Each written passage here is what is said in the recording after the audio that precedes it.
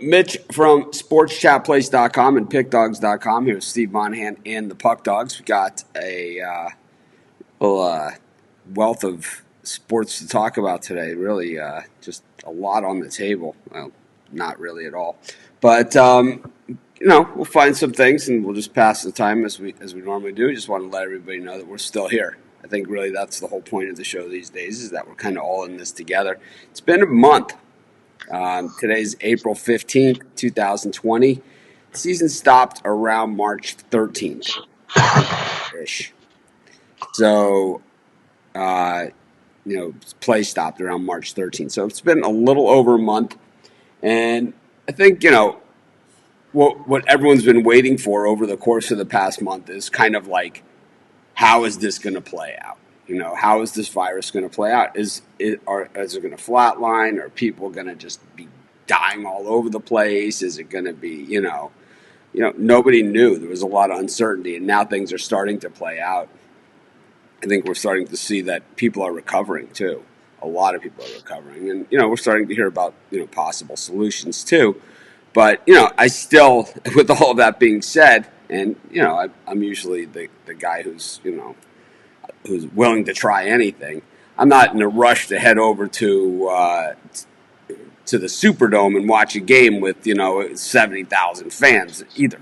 I'm just not in it. I don't even see myself getting on an airplane for a little bit. I think it's going to take a while, and I'm kind of all about what Fauci said. Dr. Fauci, that sports are going to return without fans, and I think that's been the plan all along. It's not like he has revealed some kind of, hey, why don't we have the game? It's like, this is the problem with the separation that you see throughout the different things. And you see this all the time, where it's like, I got an idea. Why don't we, have games with, everyone's been saying all along, how can we have games without fans? Commissioner Silver said it, 3 weeks ago. He said it from the outset. It's like, 1% of all of our fans actually attend games. It's like, if we can play to the 99%, that's a lot better than nothing. And I think that's kind of where we're at. And then, Fauci comes out yesterday. Well, they could have games, but without fans. And now that he's actually said something even more concrete, which was, sequestering them to a hotel, all things that, we said on this show right out of the get-go in my letter that I wrote to Commissioner Silver on the show, the email that we sent him on the show about, restoring the NBA. Nothing new here. These are all ideas that have been out for a while, but I think the difference is now it's a month later. We've seen what a month without sports has been like. We've also seen that, how this virus is kind of playing out, where, it doesn't seem to, and I'm far from a medical expert, and boy, am I not familiar and probably stepping in an area where I know nothing at all. But it seems to me that people are recovering. There are people not recovering, but there seems to be other circumstances that go along with this. And I think part of what Dr. Fauci was saying is that if you sequester these teams, have some kind of surveillance over them. Not like, Big Brother, like watching them go to the bathroom and stuff. But, just kind of like making sure that everybody's following the rules. And then have weekly testing, which the testing has gotten quick now. That's one thing that has happened. The testing went from like, a week to 3 to 5 days. Now the testing results are happening almost instantaneously. So, it definitely seems that we're moving into that direction. Steve, the Tour de France is foregone. It's done, though. It is. It's not coming back. It's been very painful for the past 24 hours. I know it's been tough, Chris. The training, the preparation, the mental preparation. I had my like fake yellow jacket or yellow jersey in the closet, just hanging up, just staring back at me. Does this mean you won't be doing the show sitting on a bicycle seat anymore? That you're just going to switch to a regular chair? Is that what's going to happen here? I don't know if I can ever go back. tell you, man, Tour de France is one thing they should have just said. Like how players get suspended, for drug use and things like that. They should just suspend the Tour de France for drug use. It's horrific. It's like the best was, my favorite Tour de France all time thing is when Greg LeMond called out Lance Armstrong for being a doper. Long before that Armstrong ever admitted it. He's like, this guy's a doper, It's like, yeah. And Lance Armstrong really, came back at Greg LeMond and tried to assassinate his character. And Greg LeMond, was a multiple-time champ of this event. And, as far as we know, Greg LeMond did it the right way.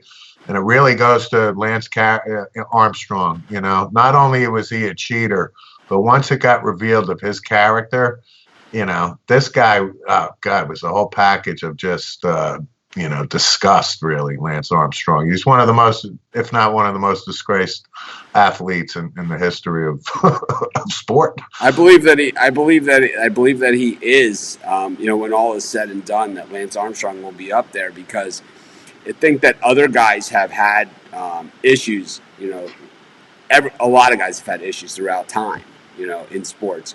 And I think most guys have come clean with their mistakes. And I don't think that other guys had quite the help that these guys, had. Barry Bonds was a great baseball player when he was a skinny little stick in Pittsburgh.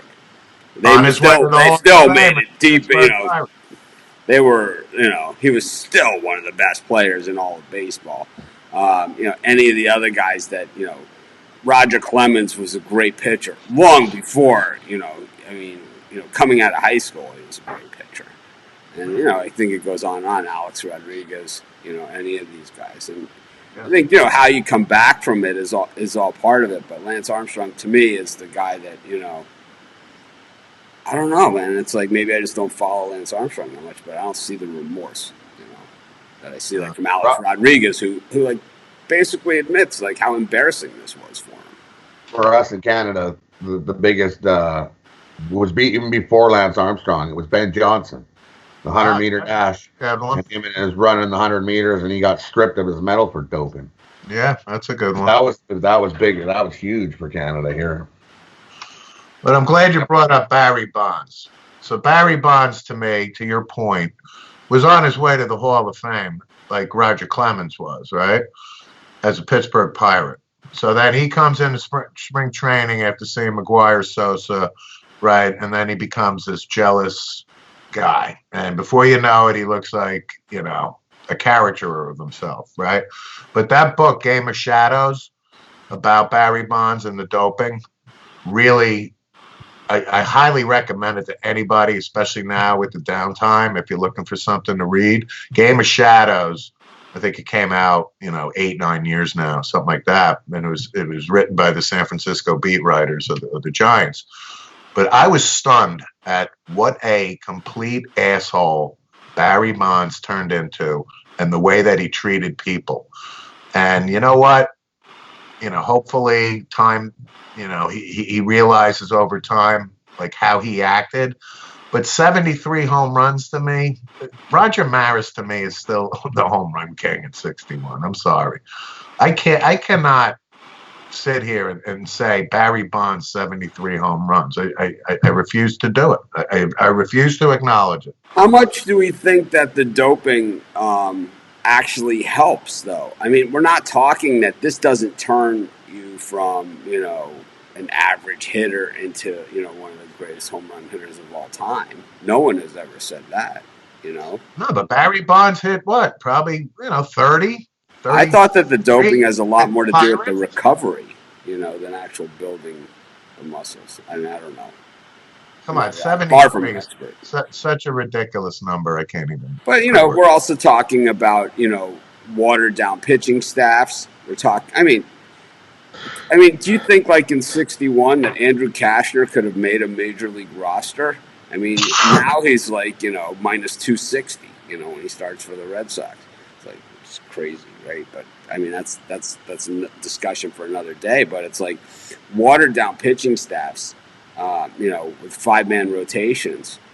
I mean, that's really what it comes down to for a lot of the big hitting and offensive numbers. Also, smaller ballparks, liver ball.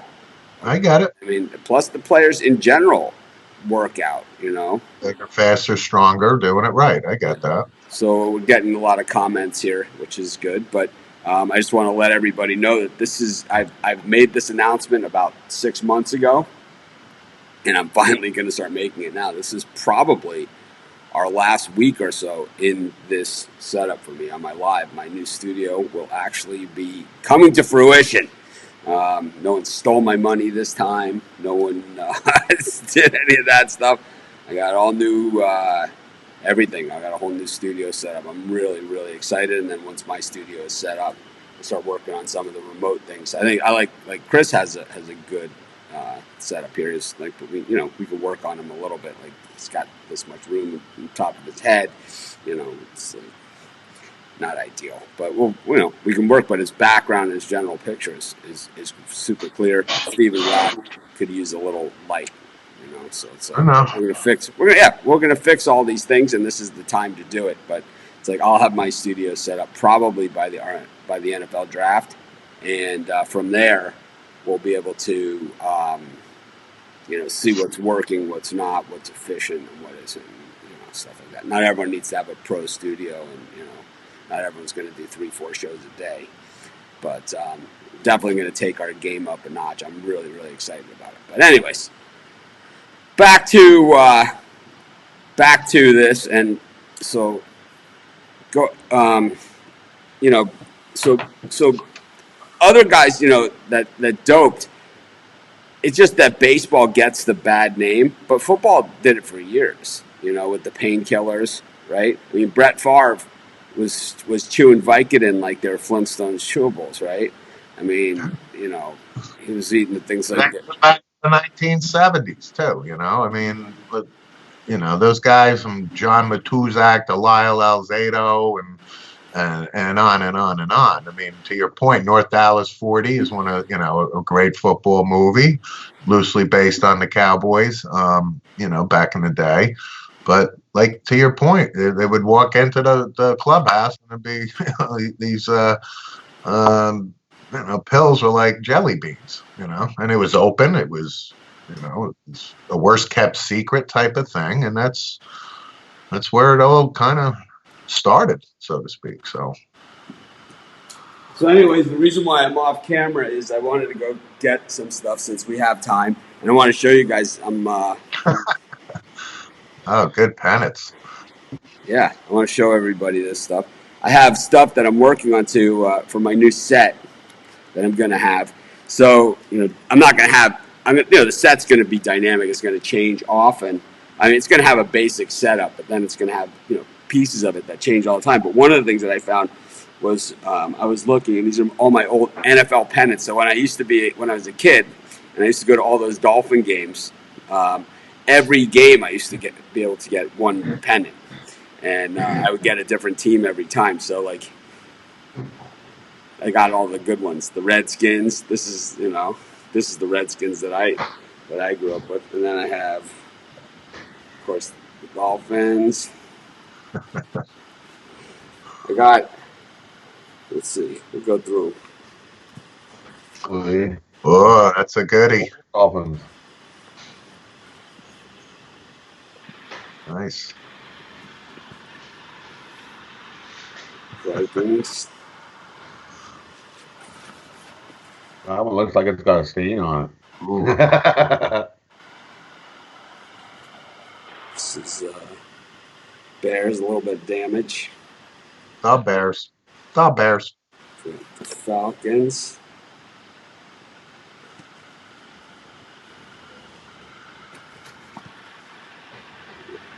The Los Angeles Rams. We got tons of them. See? I figure what I'll do is, like, if it's Monday Night Football, I could throw a couple of these up on the wall of the new studio, which is like a brick. That's cool. But it's like I got tons of them, and it's just, I just wanted to go through some of them. So and here's it's like Steve is like, I remember that helmet. I remember that helmet. I remember all the helmets you're throwing out there. Absolutely. This is the OJ one. That's the OJ one. You know? How about this one? Wow. Old school Buffalo. There you go. Baltimore Colts. No? Here's a beauty. This is one of my favorites. Okay. See the AFL logo in the corner? Yeah. This is not even the last Oilers helmet. This is like the silver Oilers helmet.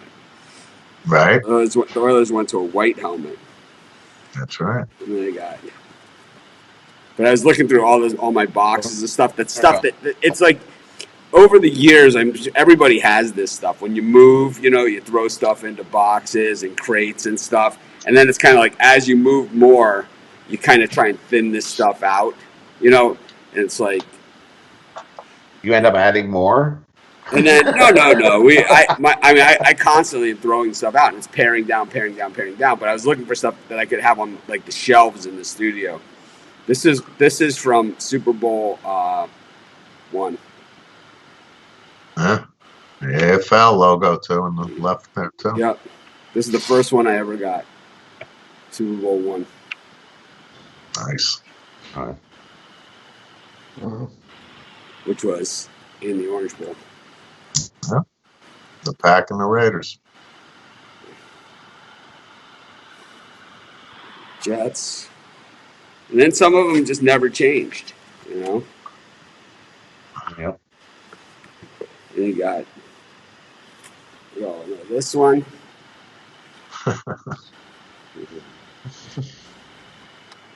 Then this one came back into style. Yeah. It went out. It came back. It's like the Rams. I have two. I have the blue. Ron Jaworski was the quarterback for the Rams, I think, when they went back to the that color scheme. St. Louis Cardinals. This is a Joel Suffian. I'm sure would love this. Yeah. This is back in the Jim Bakken era, who in our group text we talked about how much tail Bakken must have gotten.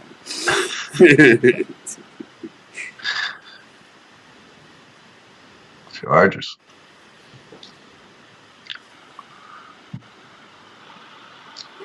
So I got a couple more. Packers. He's almost running out of room. Yeah, right? And the Browns. This is the original Browns. Yeah. So anyways, what I figure is, in the studio, it has places, where I can put stuff on the wall. So it's stuff I could change around, So it's like I figure I'll use these, to change stuff around in there. I won't have them all. I won't have them up all of them all the time or anything. But these are the kind of goopy stuff. People have said that before, that I should have a shelf where people can send stuff in. So I'll have that, too. Let's see where I can put this. Now I have the problem. Where do I put this thing? Anyways, back to the Roid Busters. So, we didn't really have a topic when we came on the show, about this, but we started talking about guys like this. Any of these guys, is there any, so Ryan Braun is a guy that had the steroid suspension. He came back. He got thrown at a ton. If we ever get back to baseball, they're talking about how much the Houston Astros are going to get thrown at. And Steve Pearce retired from the Red Sox and said, we didn't cheat. I kind of believe him. They were terrible last year. Yeah, they were. They were horrible.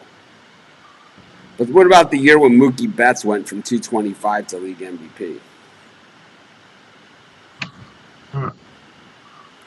Because I don't think Major League Baseball has come down with a conclusion one way or the other on the Red Sox. I don't think they have made the case. Either they did or they didn't yet, as far as I know. So, I'm not just going to go by what Steve Pearce happens to say, who just retired. So, Alex Cora is out of a job for a reason in Boston.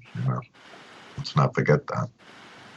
So, yesterday, Mel Kiper did his 4th version of the NFL draft, and he had Justin Herbert going to Miami with Tua going with the next pick to San Diego. He had a lot of the guys that we had in our draft. He had, the first 3 he has not wavered on, but after that, there has been a lot of switching around. Any of you guys have a chance to see that draft that he put out? Because he had Jerry Jeudy, a lot of people had Jerry Jeudy later on. I had him really early, and he had him really early too. He had him not as early as I had him, but he had him super early. He also had Chazon from LSU up pretty high too, like I did. My Cowboy pick at 17 is Mel's got him up a little higher, huh? Who? Chazon, the defensive end from LSU. No, I know that, but who are we talking about here? Who? Mel? Who? I don't have ESPN Plus, so I can't see Mel Kiper's. Yeah, I don't see. He was on yesterday, and he did a show, and Mel Kiper is ESPN's draft. Mel Kiper is the guy who really was he's not the first, but he was one of the first real draft gurus. He used to sell his draft preview, and it was basically printed off of a photocopier, and it was like a stack of stuff. I used to get it all the time. And Mel Kiper was around when Mitch and I were freshmen at Boston University, sitting there watching. That's how long he's been covering. That's how long it is. And he's never 100% right, and he's never 100% right on his insights. I mean, he had Jamarcus Russell. He's the guy who will overrate guys, and he also. He's been critical of teams' drafts in the past too, and there have been GMs that said, "Yeah, that's why he doesn't work for an NFL team." Bill Polian. Bill Polian. He was like, and when the Jets drafted Jeff Lageman, that's when he said, "It's become crystal clear to me that the Jets have no idea what they're doing when it comes to the NFL draft." And so he certainly hasn't been. He hasn't been right or wrong, He provides insight on players. His projections, I think he gets a little carried away with guys, is what happens, And his guys that were reaches, he sees them as higher. And the guys that he sees as surefire hits, like Ryan Leaf, don't always pan out. He likes Trubisky too, Yeah. But not an exact science. He had Tua going 6 to the Chargers, Derek Brown to the Panthers, Wirfs to the Cardinals, Jerry Jeudy at 9 to the Jags, Becton to the Browns at 10, which I believe is where we had him too, and Jedrick Willis from Alabama to the Jets, C.J. Henderson to the Raiders, CeeDee Lamb to Oklahoma, to 49ers. So this is pretty much where you guys had him too. Andrew Thomas to the Bucks. I had Andrew Thomas to the Browns at the earlier pick there, and I had Becton going higher than that. And then Justin Jefferson, he has him at 15. I had Jefferson pretty high too. I had him as the second wide receiver off the board. Chazon to the Falcons, Xavier McKinney to Cowboys, and then Kinlaw from South Carolina to the Dolphins, Jordan Love to the Raiders, Kenneth Murray, Chris's guy to the Jags, exactly where Chris had him. That's, and if there's a team that really doesn't know what they're doing, with the NFL draft these days, it's the Jaguars. These are the guys that, drafted. Predicted by a guy who doesn't know apparently what he's doing with the NFL draft either, and me. So yeah, but I just don't even understand it. It's like, it's not that difficult, I think Ozzie Newsome showed us all how easy this can be, You go with players who were good in college, who played at pretty reputable programs. You're going to build some winning teams. That's pretty much what he did. If you look at Ozzie Newsome's drafts over the years, it's like the guy that he looks at the board and it's like his best available player is the guy that you've heard of. It's always the guy you've heard of. It's rarely a reach. It just seems that he never has that reach. It just seems the guy that I can't believe he was still on the board is the guy he always has. because people become enamored, with these small school guys or something, he's taken he's taken exactly the guy that you want. What's the nose tackle they had? After they lost, he was there forever. Not Haloti Ngata? Yeah, Haloti Ngata. He replaced the guy who was like Tony Siragusa. Yeah, They had lost Siragusa. Ray Lewis said, I need help here. They went out and got Ngata. It was like not even. It was like it was not like this. Well, should we take it? It's like boom. The Ravens picks with Ozzie Newsome came off the board very fast. Anyways, he has Ruggs going to the Eagles, which basically is a fit. Ayuk to Minnesota, which means that Mims he has dropping. Zach Braun to Wisconsin, who Zach Braun drug test issues here. Zach is from Wisconsin. Where's he got him going? Got to New England. To New England? Yeah, but Zach Braun has drug testing problems now. So these are because he said that his drug test, the thing is that his drug test came back diluted, like with a high amount of water. And basically he said, he just drank a lot of water or something. But I'll tell you what, I've had diluted drug tests too, and I know exactly how that happens. It's, believe me, I've had some diluted drug tests in my day.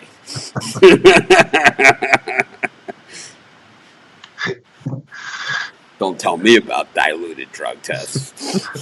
It's like when my nephews came to visit me, before they started at Ohio State.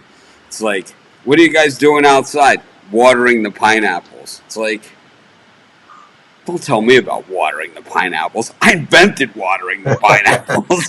It's like, what the hell are you guys doing out there? Watering the pineapples. It's like, you invented watering the pineapples. You're giving me the water in the pineapple? It's like they were like 18 or 19, I think, because they actually started school a year later. They were like they were born in like the summer, so they were all like they could have either started 1 year or wait a year to start the next year. So they started the next year, which is something I wish my parents would have done too. And it's like they're like high school kids. They're going to drink or whatever. So we go to Mama's Fish House. And the waitress is like, what do you want? And they're like, oh, we'll have a Coke or whatever. I'm like, and 2 redheaded sluts for these guys. It's like, so it's like, it's a running joke with them, It's like, you guys been drinking a lot of redheaded sluts or what? Alabama Slammers. Similar drinks. Don't even tell me you never had a redheaded slut. Anyways, Antoine Winfield to the Dolphins at 26. See, when you start looking at this Dolphins draft, the way that Kuiper has it playing out, if I'm a Dolphin fan, which I am, I'm super disappointed in this draft. Herbert, I like, with Tua, I think at this point I'm kind of resigned that either of those is okay. But I think when you start getting into Antoine Winfield in the first round, after trading, basically that's the Minkah Fitzpatrick pick, right? No, that one's from Houston. So that's the Tunsil pick. Tunsil trade, right? Yeah. Well, one of them, right? They get another first rounder next year for Tunsil, too. They did pretty well with that, It's like you can look back and say, all right, here's a guy that slipped from 1 to whatever, 9 or 11, wherever they were drafting. They get him, and then they trade him for just a boatload of picks. 2 first-round picks for a bong mask? That's a pretty good deal. And then he has Patrick Queen going to the Ravens. See, there's, a typical Ravens pick right there, too. Tennessee Titans with Gross Matos, a guy that I have in the first round also. But I had him way higher than that. T. Higgins going to the Packers, which makes total sense. We all had a wide receiver going to the Packers. Noah Igbune from Auburn to the 49ers cornerback, and DeAndre Swift to the Chiefs, which I think is where Chris had him. No, I had him going to the Dolphins at 26. I had him going to the Chiefs. Yeah. I said the Chiefs were going to take Swift. Yeah. Was he the first running back taken off the board there? Yes. Oh, wow. Okay. And then in the next round, Kuiper has Josh Jones from Houston going to the Bengals, which makes sense. They need help there. Then he's got Mims going to the Colts. They need help at receiver, especially with Philip Rivers in there. They're going to need as many receivers as they can get. Ross Blaylock to the Lions. Austin Jackson to the Giants. Dobbins to the Chargers. That could be a good one. I don't see Dobbins staying on the board that long. Hey, I think Dobbins will be a first-round pick. And then Christian Fulton going to the Panthers, another LSU corner. You can't go wrong there. Robert Hunt to the Dolphins. There's not a lot of guards in this draft. Epinesa going to Texans. I think Chris had him in the first round. I had him late first round guy. Yeah. Grant Delpit, I think a few of us had him in the first round, going to the Browns at 41. Justin Madubuike going to the Jags at 42. I think he's going to go higher than that. Cole Kmet from Notre Dame going to the Bears. I could see the Bears making a shitty pick like that. Then he's got Jacob Eason going to the Colts at 44. And I think, if you're going to have Phil Rivers, Jacob Eason is very similar. Very, very similar. Phil Rivers. And then he's got Jonathan Taylor going to the Buccaneers at 45. Damon Arnett going to the Broncos at 46. Jeremy Chin, who's one of the risers in this draft from Southern Illinois. This is a guy that played in a lot of games. And he's the type. Chin is a guy that he's a safety that can cover tight ends, and that's really, really what he is. If you have a safety that can cover a tight end, that's a nice thing to have. Who does he go into? They have him to the Falcons, and it's actually a team that could really use a guy like that.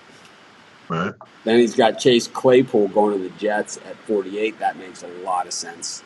Jalen Hurts going to Pittsburgh at 49. No way. KJ Hamler, I like this guy. Here's a guy that I like. KJ Hamler from Penn State. He's got him going to the Bears at 50. This guy is small, but this guy's really fast. Really, he's the guy that he's the guy at Penn State. He was the guy. 5'9", 178. But he is fast. Then you got Jeff Gladney going to the Cowboys at 51. That would be a steal. Then you got Clyde Edwards-Helaire to the Rams at 52. Jordan Brooks to Texas Tech at 53. Julian Akawara from Notre Dame, 54 to the Bills. Raygor from TCU to the Ravens. Then Dolphins, Michael Pittman Jr. Everyone knows I love those USC wide receivers, man. I would be pretty excited about that. I would be very, very excited. I thought those USC wide receivers were probably the best receiving corps in the country. Them or LSU and Alabama. Those three were easily the best. Devin DuVernay from Texas. He's got 12 wide receivers going in the first two rounds. Going to the Rams. Ezra Cleveland going to the Vikings out of Boise. Ashton Davis, safety from Cal, going to the Seahawks. And you can see how quickly they're starting to drop off here. We're not even out of the second round. Matt Hennessy going to the Ravens. So this is where you're drafting need all the way. Center. And, Marshall Yanda retired from the Ravens. So the right guard spot is open there. So even though he's a center, you can move him, or there's, they could have other guys there. Trevon Diggs from Alabama going to Titans. Adam Troutman, the tight end out of Dayton, This guy is a guy that so Troutman I know about, and he's Troutman's like a guy that he had light competition, right? He played at Dayton, but I guess at the combine they loved him, or in the Senior Bowl, that up against the better competition, that he can fight for the ball. I don't know. I'm always skeptical, but some of those smaller school guys definitely do make it. Then he's got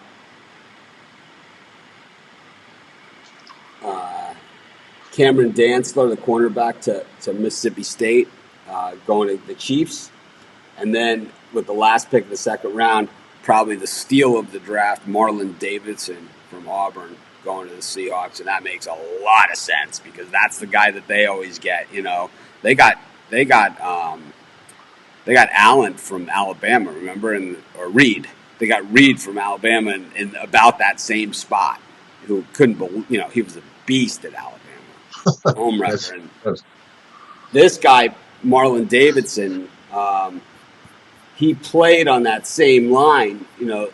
All we talked about all season long was how good that Auburn defensive line was. So it wasn't just Derek Brown. Davidson was a 4-year starter too, at Auburn. And I think he had about 6 million sacks. We'll see what his numbers are.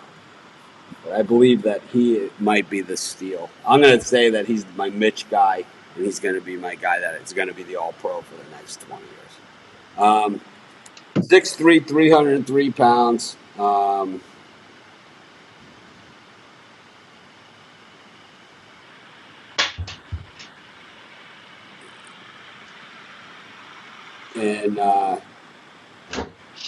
they don't have his numbers here, but I'm telling you, this guy's like a beast.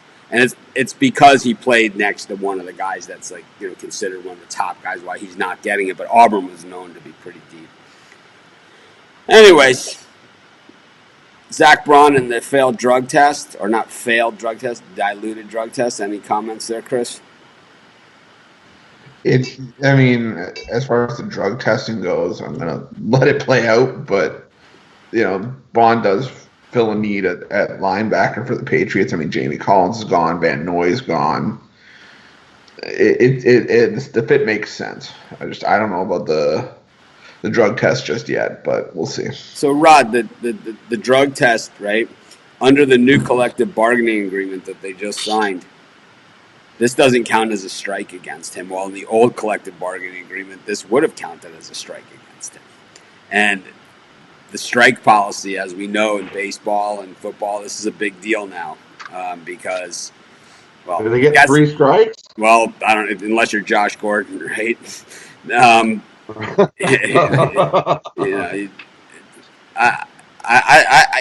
This guy, Josh Gordon, must have the best agent in the history of sports. To get this, it's like I often find myself in need of legal help, and I'm going to find out who his representation is because I really think that he could probably aid my team. I love my lawyers. My guys are best, but if we ever have something like this guy's probably not a bad guy to have on consulting. I'm sure it's not going to help our bill. Where's the next spot for Josh Gordon? What's his status? I don't think Zuniga's in this draft.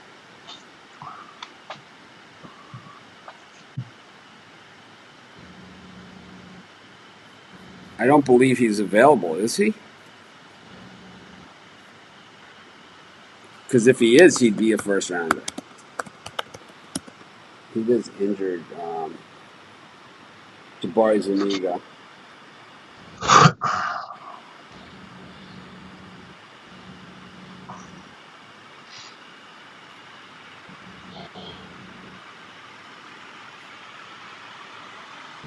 Oh, maybe he is. Oh, then this is the guy that's the steal of the draft. He's injured a lot. Yeah. He ran He's mocked to go to Detroit 85th by some people. 4.64 in the 40, which is pretty slow, I guess, considering. But I don't care. I saw this guy run down running back from the backside time and time again. So I think that he's faster game speed than that. I think he was injured a lot. I see this guy being a beast. I would love to see him go to the Dolphins. He'll end up in Seattle too.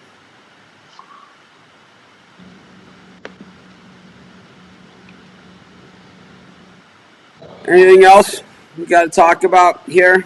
I had a question. What is Josh Gordon's status? I'm not sure. I don't even know. Is he signed by anybody, or is he suspended for further notice, and then somebody will take the ninth flyer on this guy? I don't even know, to be honest. I'm not really sure. I know he was on Seattle, right? And they had to cut him. Shit. Yeah. He's planning to return to the NFL in 2020. He's suspended indefinitely on December 16th. Yeah. It's 6 times he's been suspended. So I don't. Randy Gregory of the Cowboys is slowly catching up to him. Yeah, I think Gordon's actually played games. Gregory, he never plays. Right? I think Gregory's played maybe 4 games in his career, in 4 years or however long he came out of Nebraska. He's not signed with anybody. So if he's reinstated, he'll become an unrestricted free agent. Right. Right. So he can't even look or attain any offers until he's reinstated. So Yep. And that's probably not top of the priority list right now. Yep. You are correct, sir. Someone will pick him up. Somebody will pick him up. You know. Yeah. Anything else to add, guys? We know it's a slow day. Got sim picks. How did we do yesterday? Let's see I had the Bears. So the Bears won 63-7. So I had the Bears. They won. How about the Titans? Jags, right? The Jaguars won 30-27 in overtime. I had the Jags. How about the Chiefs? Texans won 41-38. Sounds like over. How about the Broncos? And Seahawks won 37-12. All right. So I think Rod hit them all again. I have my first 4-0 day in these sim picks with a Jaguars money line too. So it was cool. All righty. So today, 12 o'clock. Steelers at Cardinals. Steelers -5, over under 50.5. Steelers at Cardinals? Yeah, I like the Steelers here. I'll take the Cardinals money line. Cardinals. Cardinals for me. 3 o'clock. Giants at Packers. Packers -6.5, over under 54.5. I like Packers here. Double digit. Packers for me. I tell you what, I've had 6 heads in a row on the penny here.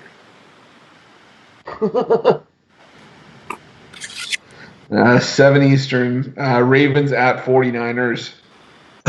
Ravens -2.5, over under 56.5. Jinxed it.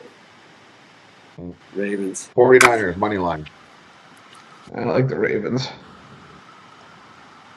And the last one, 10 o'clock Eastern. Patriots at Rams. Patriots -1.5, over under 57.5. Rams for me. Take the Patriots money line. Yeah, I like the Patriots. And then here I'm going to add 2 more. There's Buffalo. They're doing a couple hockey again. They got Buffalo at Tampa Bay.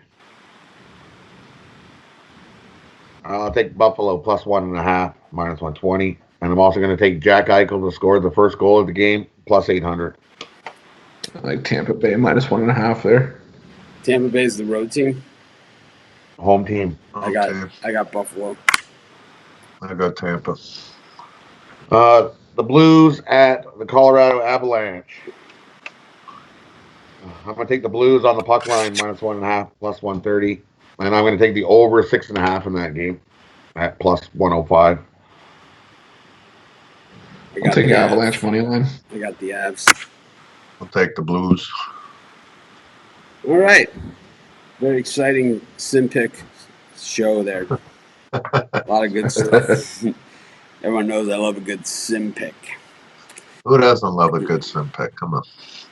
Anyways, that wraps up today's show. We'll be back tomorrow. Maybe we'll have an actual topic. But maybe it'll be some real news, you know. But thanks everyone for joining us. We're still here. Yep. So we got the Facebook group. Not a lot going on these days, but I don't know. We'll work on it. We got the NFL draft. We're about a week away. Maybe a little more. 2 weeks away. Week and a half. 23rd, I think it is. All right. I think it's about a week. Yep. What a week. Can't wait. All right. I'll see everybody tomorrow. You got it. Have a good day. Everybody. All right, I'll see you guys.